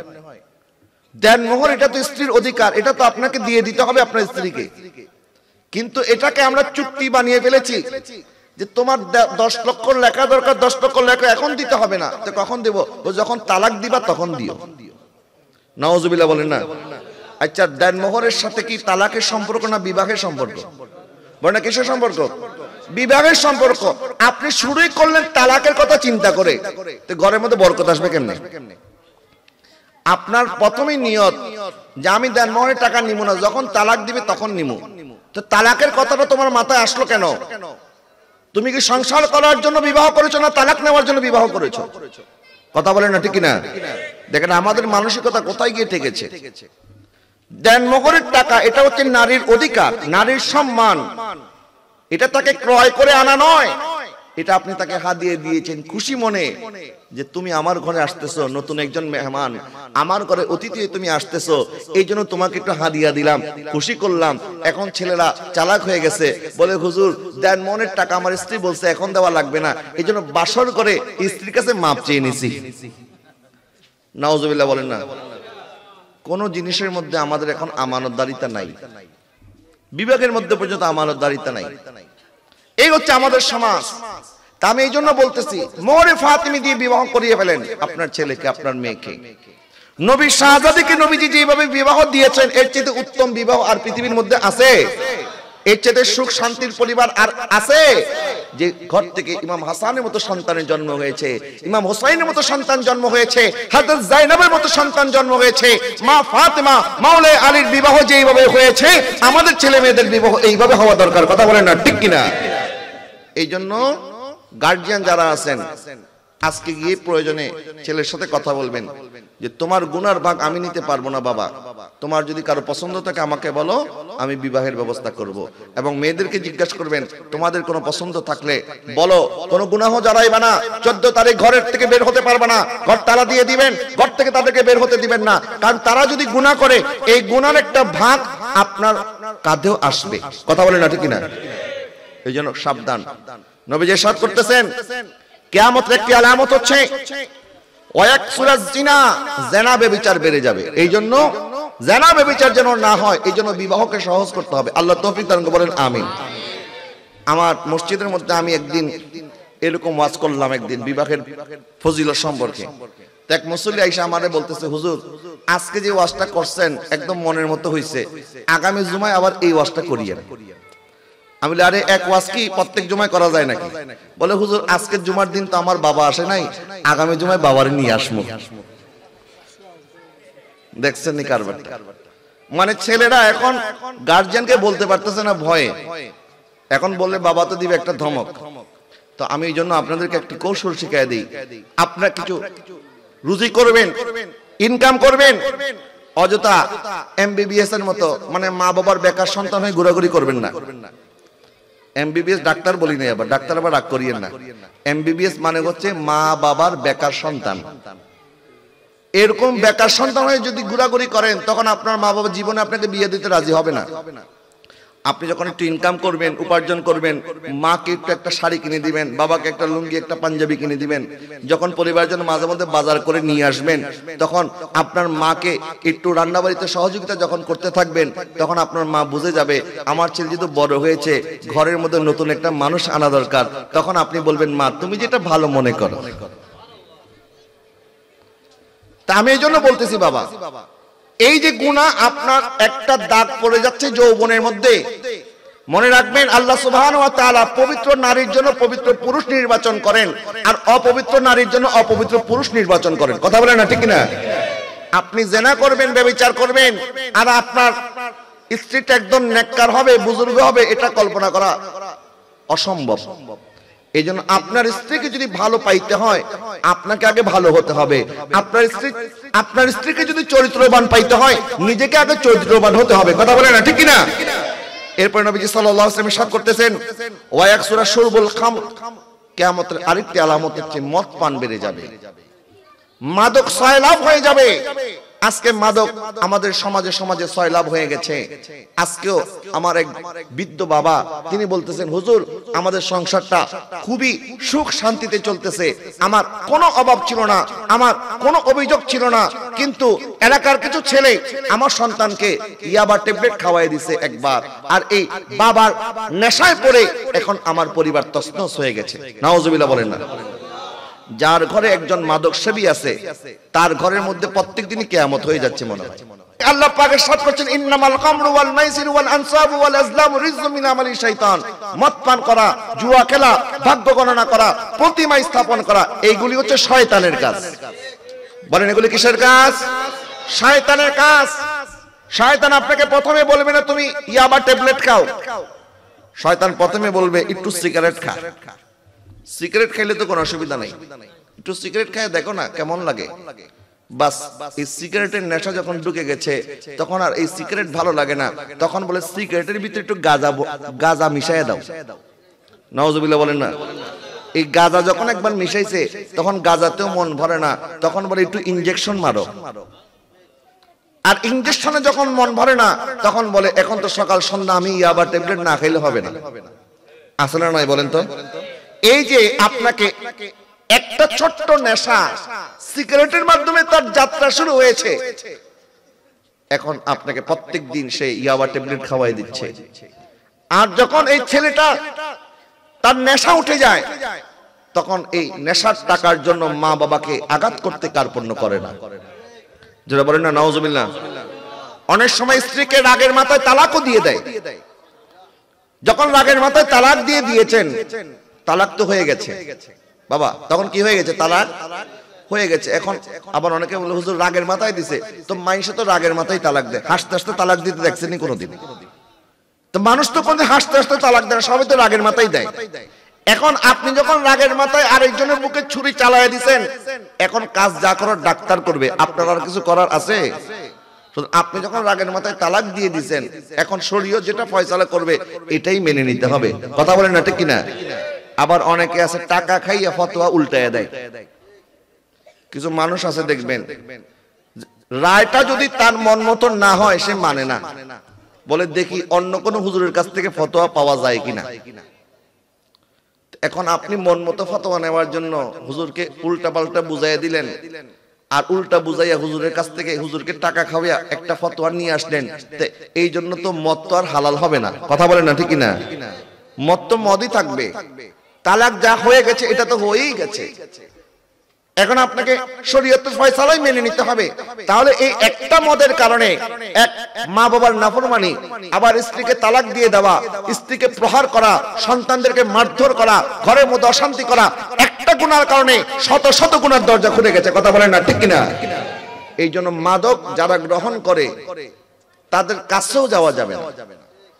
আপনি মনে করেন যে আমার বন্ধু খায়, আমি তো খাই না, অসুবিধা নাই, আর আপনার বন্ধুর সোহবতে এসে আপনিও খারাপ হয়ে যেতে পারেন। ঠিক কিনা বলেন? একজন নেককারের সোহবত এত দামি জিনিস। আল্লাহ পাক বলেছেন ওয়াকুনু মা'আস সাদিকিন, তোমরা নেককারদেরকে বন্ধু বানাও, কারণ নেককারদেরকে বন্ধু বানালে আপনি নেক আমল না করলে অন্তত গুনাহ থেকে নিজেকে বাঁচাতে পারবেন। আর যদি একজন ডাকাতের সাথে বন্ধুত্ব করেন, আপনার চোখের সামনে যখন দেখবেন সে বড় বড় ডাকাতি করতেছে, তখন আপনি মনে করবেন সে যদি ডাকাতি করতে পারে আমি আর বেশি কিছু না, পকেট মার হয়ে যাই। তখন পকেট মারাটা আপনার কাছে বেশি অন্যায় মনে হবে না। এই জন্য নবী ইরশাদ করেছেন, সহিহ বুখারীর হাদিস, নেককার বন্ধু এবং বদকার বন্ধুর উদাহরণ দিতে গিয়ে নবী ইরশাদ করেছেন, নেককার বন্ধু হচ্ছে আতর বিক্রেতার মতো। যখন তুমি আতর বিক্রেতার সাথে তুমি বন্ধুত্ব করবা, তখন তোমার বন্ধু হয়তো তোমাকে আতর হাদিয়া দিবে, অথবা তুমি যখন তার সাথে যাইবা দেখা করার জন্য তোমার হাতের মধ্যে আতর একটু মেখে দিবে, অথবা তোমার হাতে আতর মেখে না দিলেও তার দোকানে যখন যাইবা তুমি আতরের সুবাস পাবে। কথা বলেন না ঠিক কিনা? আর একজন বদকার, তার উদাহরণ হচ্ছে কামারের মতো। কামারের দোকানের মধ্যে দেখবেন সবসময় আগুন জ্বলতে থাকে, সবসময় লোহা পিটতে থাকে।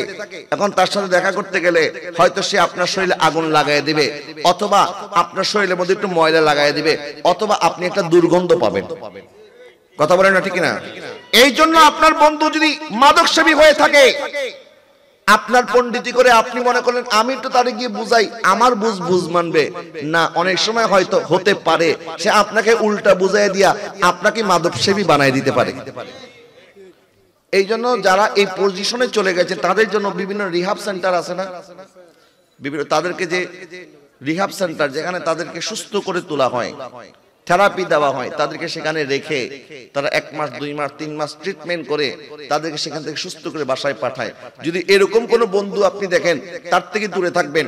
আর যে সমস্ত ভাইরা মাদক থেকে বাঁচতে চান আমি তাদেরকে অনুরোধ করব, যে সমস্ত কাজ যে সমস্ত অভ্যাস আপনাকে মাদকের দিকে ঠেলে দেয় বা যে এলাকায় গেলে মাদক গ্রহণ করতে মনে চায় ওই এলাকায় যাওয়ার দরকার নাই। প্রয়োজনে আপনি এলাকা পরিবর্তন করেন, বন্ধু বান্ধব পরিবর্তন করেন, এক এলাকা থেকে আরেক এলাকায় চলে যান। যখন সোহবত পরিবর্তন হয়ে যাবে আল্লাহ পাক হেদায়েত দিতেও পারে। কথা বলেন না ঠিক কিনা? এই কিয়ামতের আলামতের মধ্যে একটি মদ পান বেড়ে যাবে। বিশেষ করে এখন গায়ে হলুদের মধ্যেও কিন্তু অনেক জায়গায় এলিট শ্রেণীর মানুষরা তারা এটাকে একটা মনে করে ফ্যাশন, এই ফ্যাশনের নামে অনেকে মদ পান করে। নাউজুবিল্লাহ বলেন না। কিছু ছেলে দেখবেন একটু উঠতি বয়সের ছেলে, মানে তার যে একটু বয়স হচ্ছে একটু ভাবসাব দেখানোর জন্য সিগারেট হাতে নিয়ে সিগারেট টান দেয়। মানে সে একটু নিজেকে বড় বুঝাইতে চায় যে আমি একটু বড় হয়েছি, একটু বালেগ হয়ে গেছি। আর মেয়েদের সামনে একটু ভাবসাব নেওয়ার জন্য অনেকে সিগারেট খায়। এরকম আছে না? অনেক আছে যে আমি একটু স্মার্ট, আমি একটু ওভার স্মার্ট, আমি এরকম না, আমি খ্যাত না, আমি একদম কট্টরপন্থী মুসলমান না, এটা বোঝানোর জন্য তারা অপকর্মগুলি করতেছে। নাউজুবিল্লাহ বলেন না। নিয়তের মধ্যে তো তোমার গর্বর। তো এই শ্রেণীর মানুষরা দেখবেন এই কাজটা তারা বেশি করে। এই জন্য গায়ে হলুদ নামক এই অপসংস্কৃতি এটা তো ইসলামের মধ্যেই নাই। আমরা যেগুলি করি বিবাহের নামে অধিকাংশ জিনিস এগুলি ইসলামের মধ্যে নাই, এগুলি আমরা বাড়ায় বাড়ায় করি। তো গায়ে হলুদ তেমন একটি কাজ। আচ্ছা, গায়ে হলুদ যদি করতেই হয়, এখন মেয়েদের শরীরে মেহেদি মাখা এটা বৈধ, অসুবিধা নাই, মেয়েরা করবে।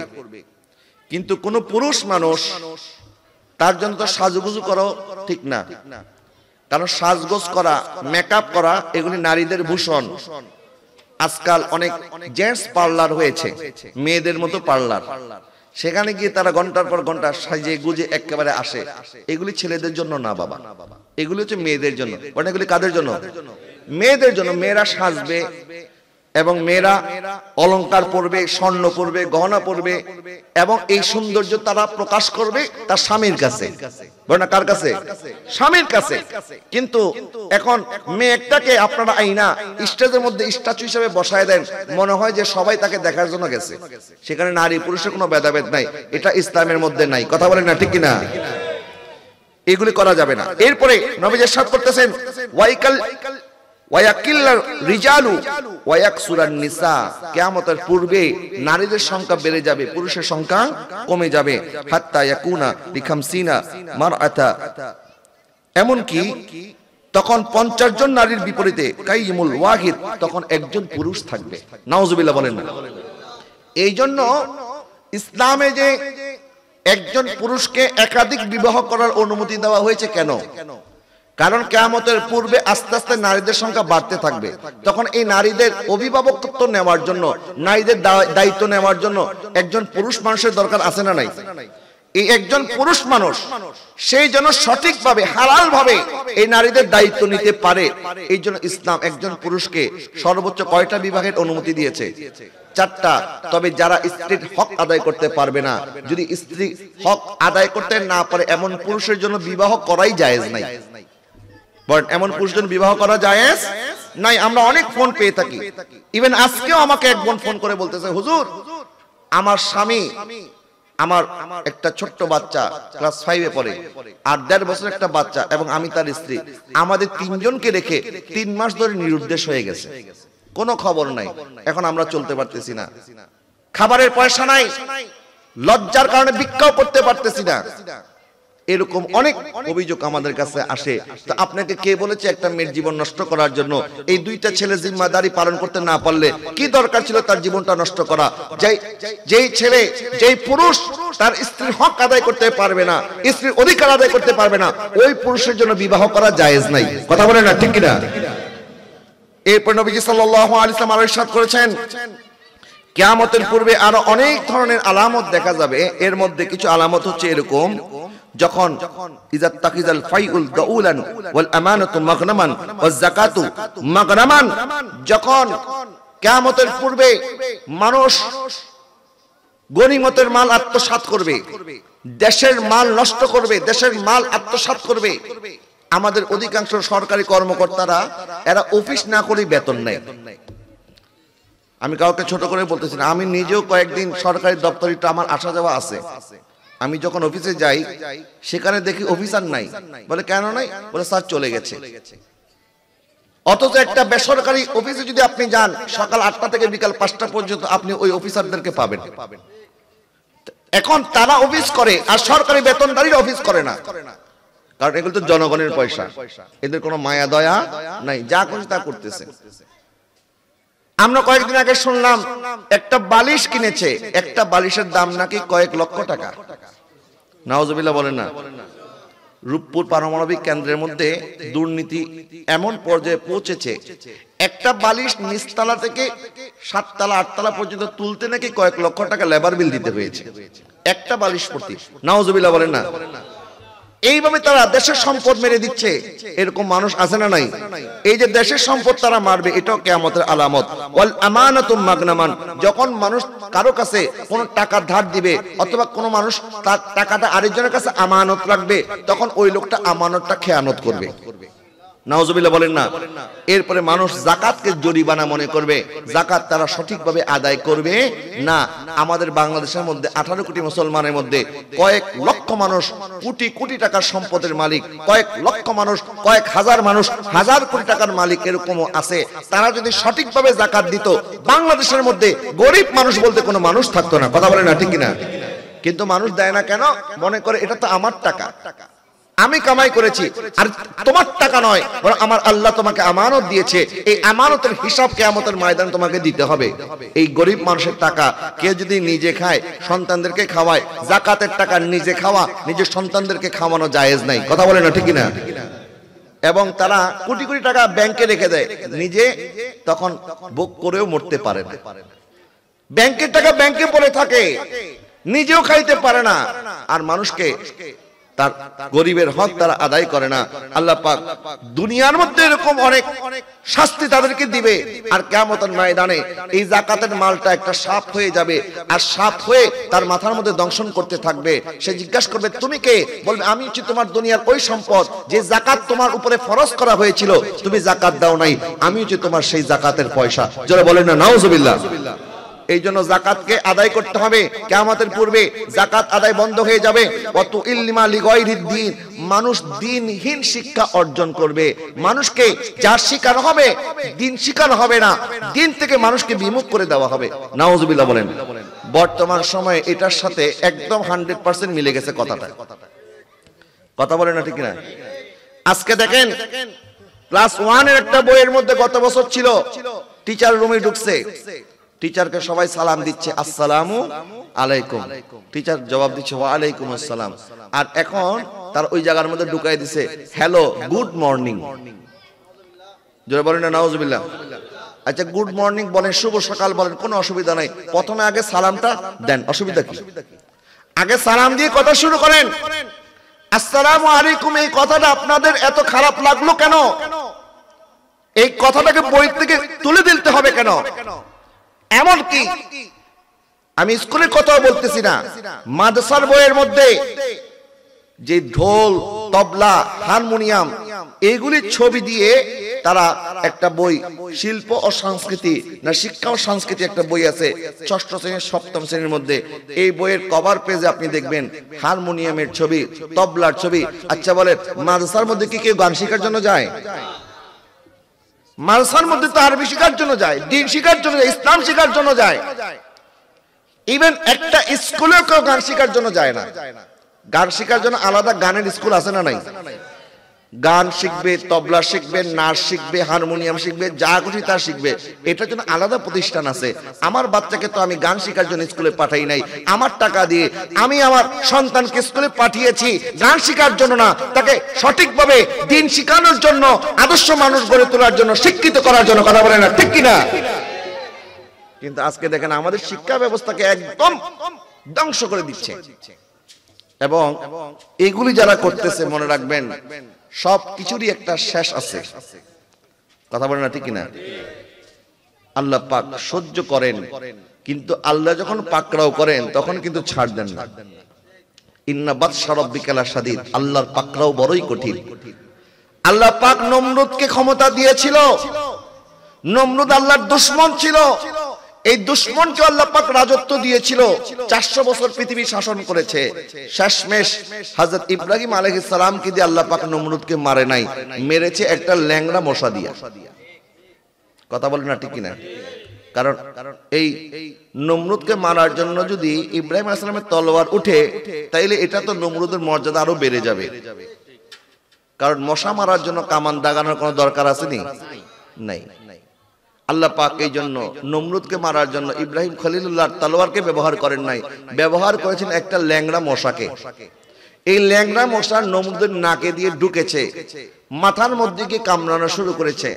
নমরুদ বসে শান্তি পায় না, শুয়ে শান্তি পায় না, উঠে শান্তি পায় না, ঘুমায় শান্তি পায় না। এতদিন নমরুদের দরবারের মধ্যে আসার নিয়ম ছিল, কেউ যখন আসবে তখন নমরুদকে সেজদা করতে হবে।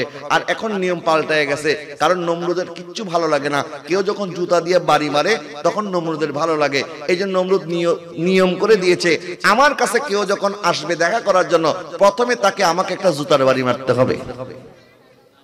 কি মারতে হবে? এই জুতার বাড়ি খাইয়া এই নমরুদ গেছে জাহান্নামে। আল্লাহ পাক যখন শাস্তি দিবেন তখন কেউ বাঁচাতে পারবে না। কথা বলেন না ঠিক কিনা? আমাদের দেশের মধ্যে কি এতদিন ইঞ্জিনিয়ার হয় নাই, ডাক্তার হয় নাই, এতদিন বিজ্ঞানী হয় নাই? তো নতুন করে বিজ্ঞানী বানাইতে গিয়া আমার সন্তানদেরকে ধর্মহীন শিক্ষা দেওয়ার দরকারটা কি? কথা বলেন না ঠিক কিনা? এই জন্য এই ধর্মহীন শিক্ষা আমাদের সমাজ থেকে তুলে দিতে হবে। আমরা এই ধর্মহীন শিক্ষা মানি না।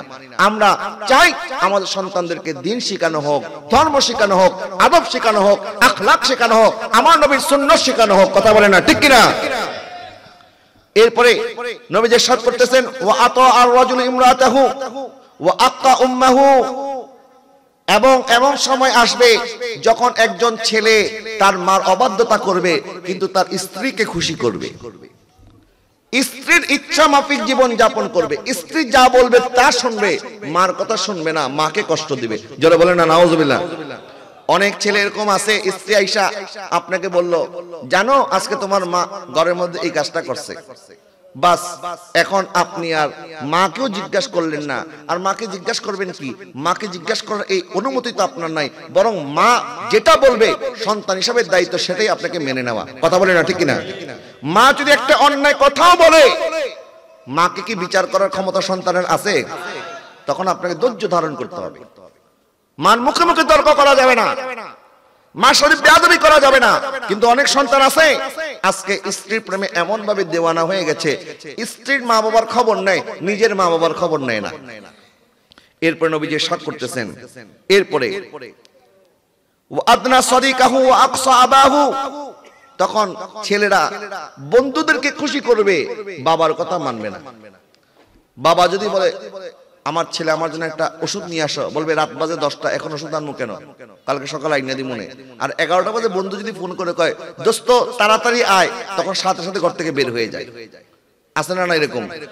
বাবার কথা মানে না, বন্ধুকে খুশি করে। এরকম করে আমার নবী সাল্লাল্লাহু আলাইহি ওয়াসাল্লাম আরো অনেক কথা বলেছেন যে মসজিদের মধ্যে জোরে কথা বেড়ে যাবে, সমাজের মধ্যে ফাসিক লোক হয়ে যাবে ওই সমাজপতি, মানুষ তাকে সম্মান করবে, বেজ্জত হওয়ার ভয়ে রাস্তার মধ্যে এখন তাকে দেখলে সালাম যদি না দেন, তাহলে কালকে সকালে আপনার বিরুদ্ধে বিচার বসায় দিবে, আপনাকে লাঞ্ছিত করবে, আপনাকে একটা বিপদে ফেলে দিবে। তখন মানুষ ওই ফাসিক লোকদেরকে বাধ্য হয়ে সম্মান করতে হবে।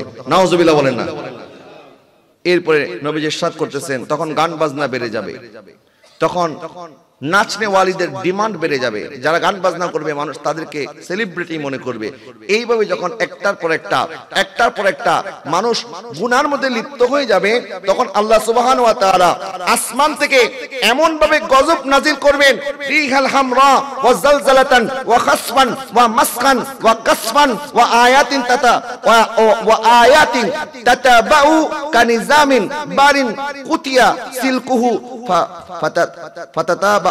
নবীজি ইরশাদ করতেছেন, তখন আসমান থেকে আল্লাহ পাক একটা আগুনের গোলা বর্ষণ করবেন, রক্তিম বর্ণের একটা বাতাস বইয়ে দিবেন, তখন ভূমিধস হবে, তখন ভূমিকম্প হবে, তখন আসমান থেকে আগুনের গোলা বর্ষণ করা হবে।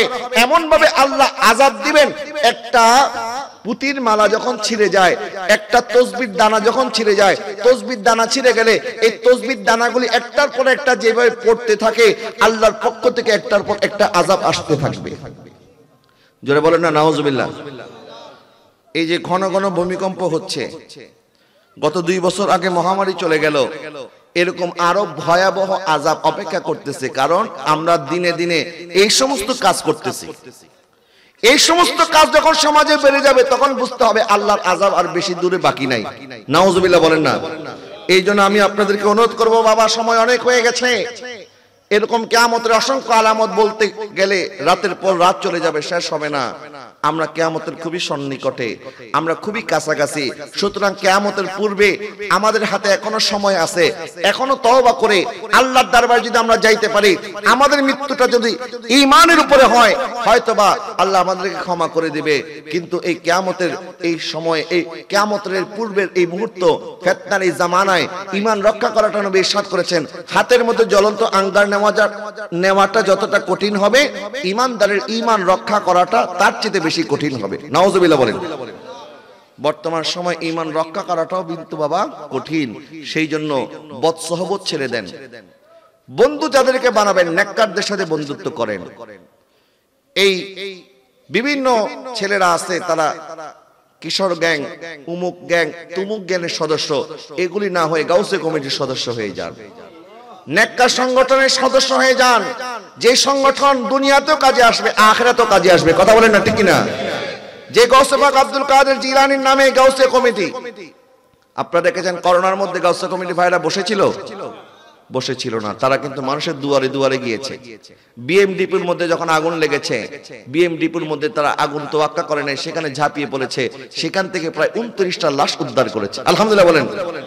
এইভাবে যতগুলি মানবিক কাজ আছে, সবার আগে গাউসে কমিটির সদস্যদেরকে আপনি পাবেন, ঠিক কিনা বলেন না? দুনিয়ার মধ্যে গাউসে কমিটির কাজ আপনারা যখন দেখেন, মানুষ দেখবেন তাদেরকে দেখতে স্যালুট করে, তাদেরকে সম্মান করে, তাজিম করে, কি গাউসে কমিটির সদস্য, তারা সমাজে এই ভালো ভালো কাজগুলি করতেছে। দুনিয়ার মধ্যে আল্লাহ পাক আপনাদেরকে ইজ্জতশালী করবেন, আর কিয়ামতের ময়দানে আমার নবী আপনাদের প্রতি খুশি হবেন। কথা বলেন না, ঠিক কিনা? এই জন্য গাউসে কমিটির সদস্য হয়ে যাবেন। কোন কিশোর গ্যাং বিভিন্ন অশ্লীলতার মধ্যে যেগুলি আপনাদেরকে দাওয়াত দেয়, বলবে বন্ধুরা আসো আমরা সবাই মিলে একটা কনসার্ট করি, শীতের রাত একটু নাচানাচি করি, গায়ে হলুদের মধ্যে একটু পার্টি করি, এই ধরনের কথা যারা বলবে তাদের কাছ থেকে দূরে থাকার চেষ্টা করবেন। পারবেন তো ইনশাআল্লাহ? এদের থেকে দূরে থাকার দরকার আছে না নাই? এদের থেকে দূরে থাকবেন। এরপরে 5 ওয়াক্ত নামাজ আল্লাহ আমাদের প্রতি ফরজ করেছেন। নবীজি সাল্লাল্লাহু আলাইহি ওয়াসাল্লাম মেরাজে গিয়েছেন। আল্লাহ আপনি আমাকে মেরাজ দিয়েছেন, আমার উম্মতকে কি দিলেন? আল্লাহ পাকের হাবিব জান 50 ওয়াক্ত নামাজ দিলাম। আর নামাজ হচ্ছে as-salatu mi'rajul mu'minin, নামাজই আপনার উম্মতের মেরাজ। জোরে বলেন না সুবহানাল্লাহ। নবীকে আল্লাহ কয় ওয়াক্ত নামাজ দিবেন? 50। বলেন না কয় ওয়াক্ত? হযরত মূসা আলাইহিস সালাম 6ষ্ঠ আসমানে ছিলেন। বলছি ইয়া রাসূলুল্লাহ, হুজুর আপনার উম্মত 50 ওয়াক্ত পারবে না, 24 ঘন্টার মধ্যে 50 ওয়াক্ত নামাজ পড়লে তো কিছুক্ষণ পর পর নামাজ পড়তে হবে, তো ঘুমাবে কখন, খাবে কখন, অন্য কাজ করবে কখন? হুজুর আপনি আবার আল্লাহর কাছে যান। আমার আল্লাহ পাক আরো 5 ওয়াক্ত কমায় দিলেন। কয় ওয়াক্ত এখন? 45। এরকম করে মূসা আলাইহিস সালাম নবীকে বলেছেন, হুজুর আপনি আবার যান। নবী আবার গেছে, হুজুর আবার যান। নবী আবার গেছে। একবার নয়, দুইবার নয়, নবী 9 বার গিয়েছেন। আল্লাহ পাক সর্বশেষ 5 ওয়াক্ত নামাজ দান করেছেন। তখন মূসা আলাইহিস সালাম বলেন, হুজুর আপনি আবারও যান। তখন আমার নবী বললেন, মূসা আমি আল্লাহর কাছে যতবার গিয়েছি আল্লাহ প্রত্যেকবার 5 ওয়াক্ত করে কমায় দিয়েছে, এখন আমার উম্মতের জন্য 5 ওয়াক্ত বাকি রয়ে গেছে। এখন আমি যদি আবার যাই, আল্লাহ যদি 5 ওয়াক্ত কমায় দেয়, তখন তো নামাজই থাকবে না। তখন কি নামাজ থাকবে না। আর আমি মেরাজ করেছি, আমি জানি আমার আল্লাহর সাথে দিদার করার যে তৃপ্তি, যে আনন্দ, যে শান্তি, এটা কত। এই জন্য আমি তো খালি হাতে আমার উম্মতের কাছে যাইতে পারবো না, উম্মতের জন্য কিছু তো নিয়ে যাইতে হবে। এই জন্য দৈনিক 5 বার আমার আল্লাহর সাথে মেরাজ করার জন্য আমি 5 ওয়াক্ত নামাজ নিয়ে যাচ্ছি।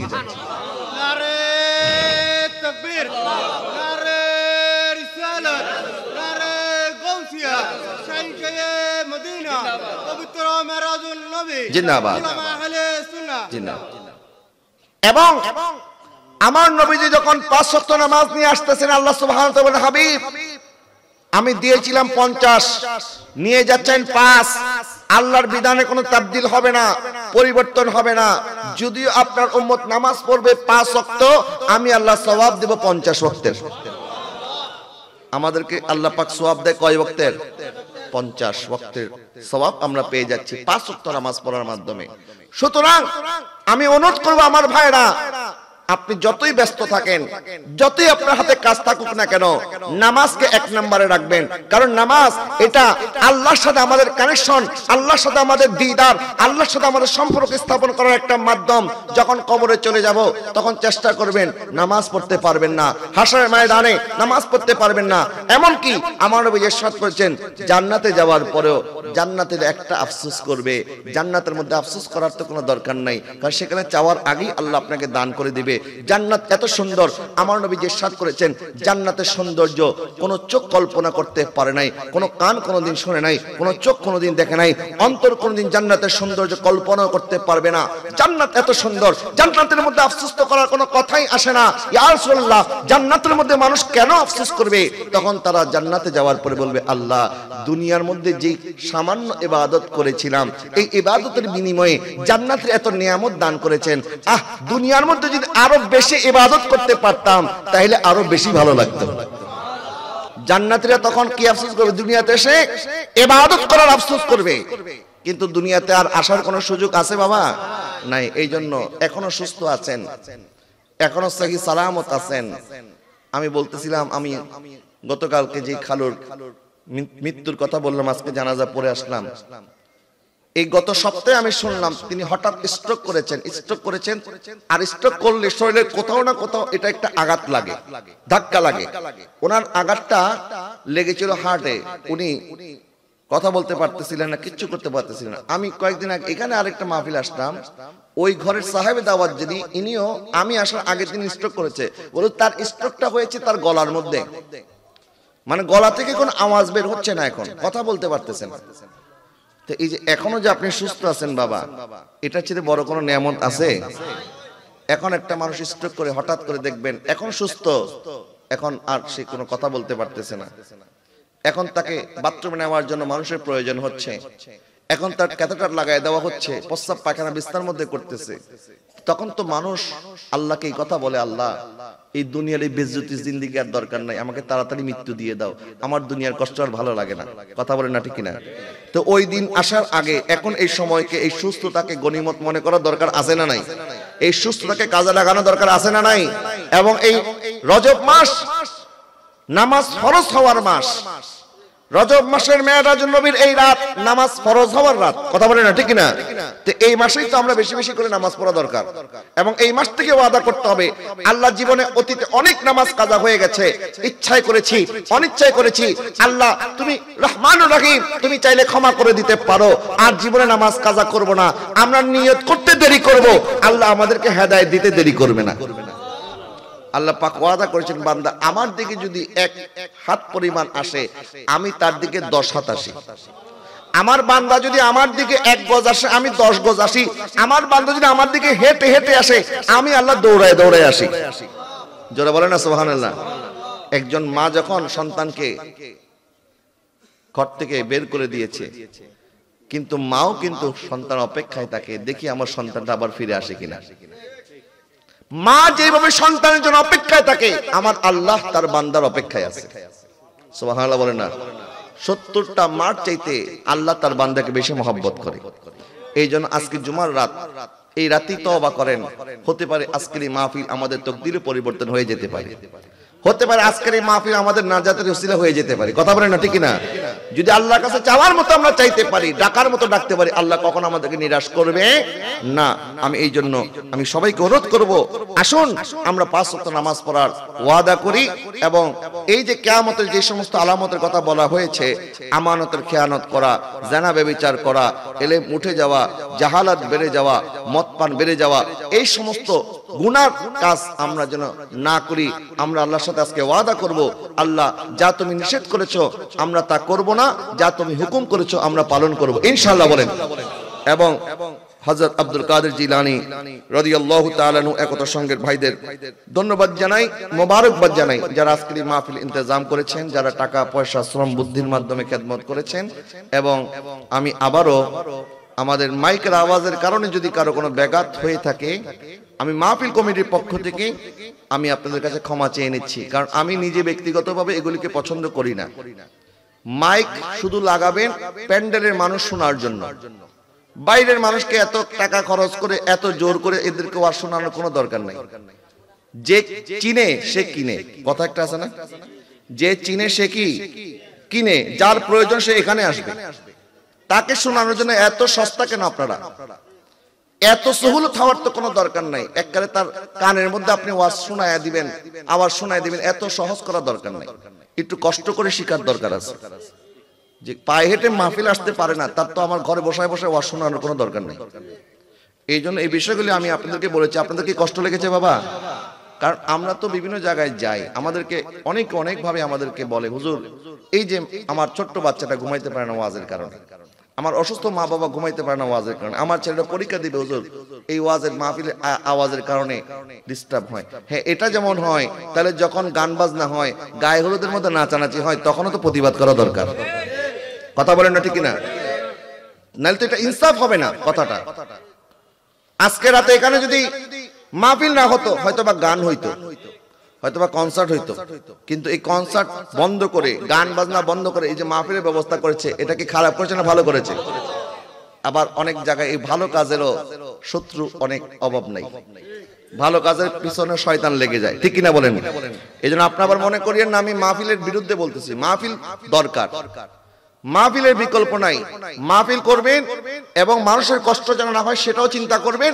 এবং যারা গান বাজনা করতেছে, গান বাজনা করে মানুষের নামাজের ব্যাঘাত ঘটাচ্ছে, ঘুমের ব্যাঘাত ঘটাচ্ছে, তাদের বিরুদ্ধে আমাদেরকে সোচ্চার হতে হবে। কথা বলেন না ঠিক কিনা? আল্লাহ যেন আমাদের বুঝার তৌফিক দান করে। আমিন। ওয়া আখির দাওয়ানা আলহামদুলিল্লাহি রাব্বিল আলামিন। আসসালামু আলাইকুম ওয়া রাহমাতুল্লাহি ওয়া বারাকাতুহু।